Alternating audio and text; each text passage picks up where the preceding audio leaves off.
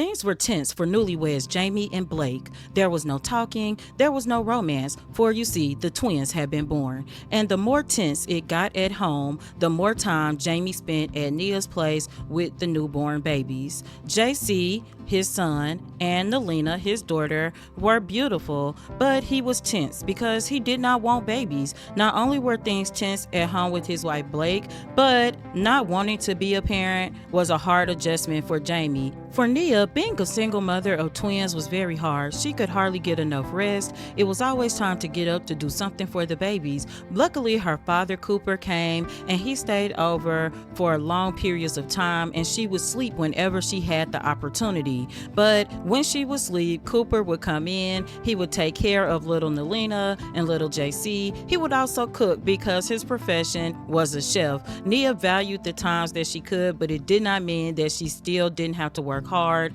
Sometimes being a mother to twins was a struggle, especially without a full-time second parent in the home. Sometimes Cooper would get homesick and miss Glimmerbrook, but he really adored his grandchildren and he wanted to help out his daughter in any way that was possible. But Nia did not just sleep while her dad was there. She would clean up, she would come and take care of the babies, she would breastfeed, she would bottle feed, she would change diapers and repeat.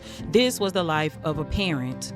Though Nia never said anything, she knew when Blake and Jaimie were arguing because Jaimie would spend more time at her house with the babies. However, she noticed when they seemed to be getting along, he would spend longer periods away. She vowed to talk to him about it because the babies would need him around, but she needed the help as well while raising twins, especially at this very young age. Though Nia knew Jaimie did not want to be a parent, it was a moot point to her at this stage. So she went ahead and made the call and decided to face it head on.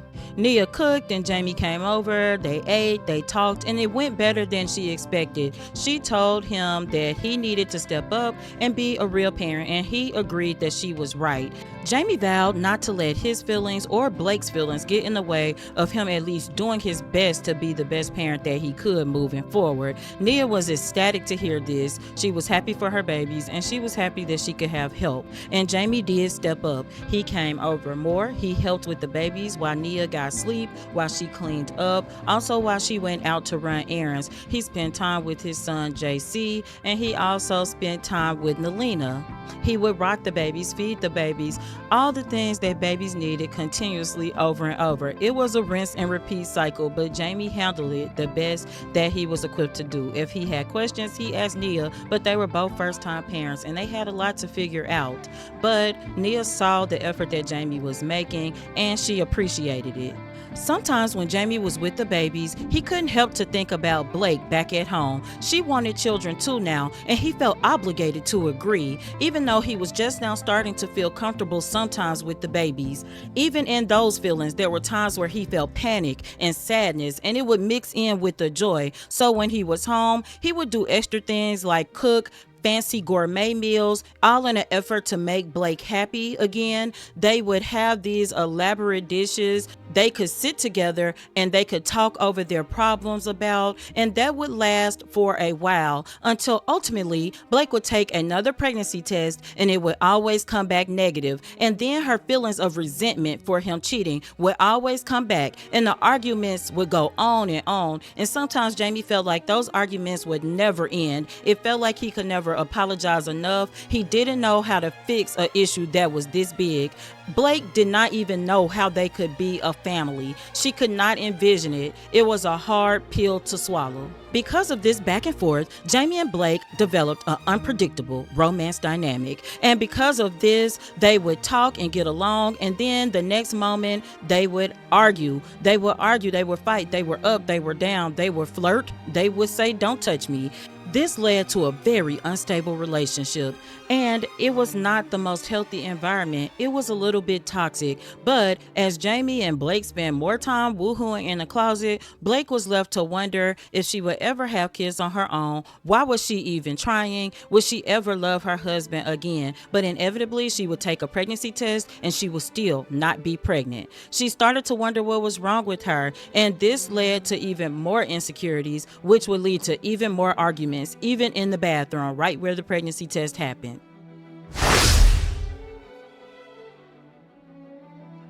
Infants were even harder, but when Nia was stressed out the most, she would remember to call on her support system, which right now consisted of Jaimie and her father Cooper. They even bought in the New Year's together. Sometimes Jaimie would throw her a look, but Nia knew one thing, and that was that she would never be interested in Jaimie that way again. And with these revelations and with the help that it brought, she found a sense of peace and also a routine with the infants. She did tummy time now, she changed diapers, she fed, she burped, she cleaned up poop, and that was the routine.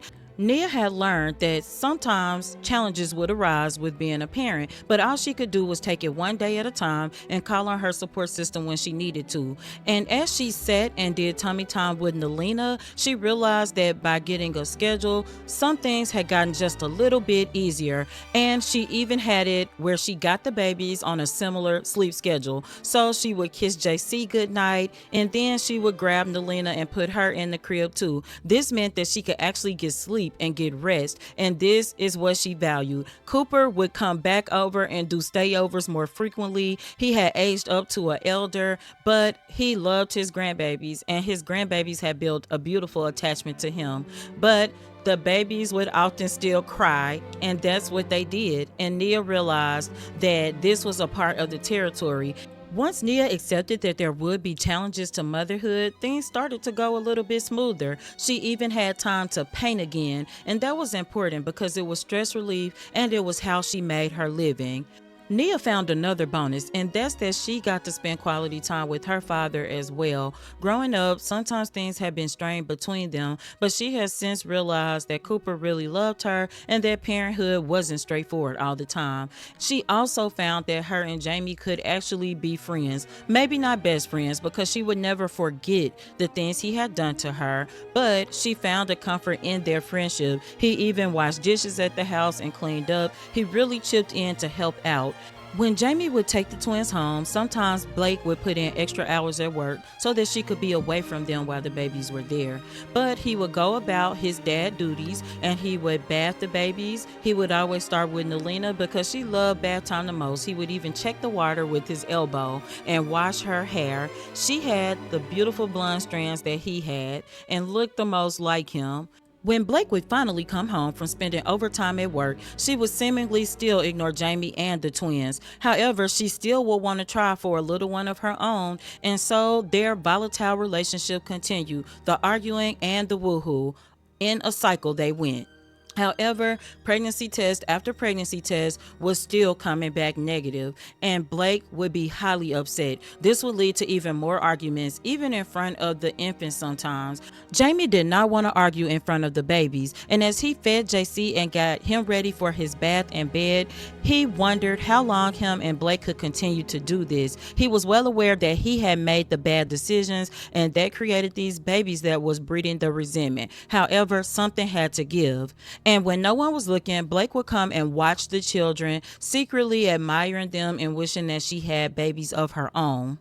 This would lead to more conversations that would start out peacefully, but then the frustration would boil up and the arguments would ensue, and Blake would yell and yell and Jaimie would yell back, but when he wasn't looking, she would play peekaboo with the children. She had vowed not to take out how she felt on the children, but Blake did not realize that the arguing was affecting the children as well. But as she sat and did tummy time with Nelina, Jaimie would come over and try to do tummy time with JC to make it a family moment. But immediately, Blake would stand up and walk away from the situation. It felt too much like a family that was not hers. And as she walked up the steps, she could not bear to be with him anymore. As Nia swam the ocean, she reflected that although the future was uncertain, she felt it would be bright for her and her babies. This has been a Just a Mom That Sims production. Remember to like and subscribe. And until next time, remember, keep simming, be happy, and always have a blessed day. Bye-bye.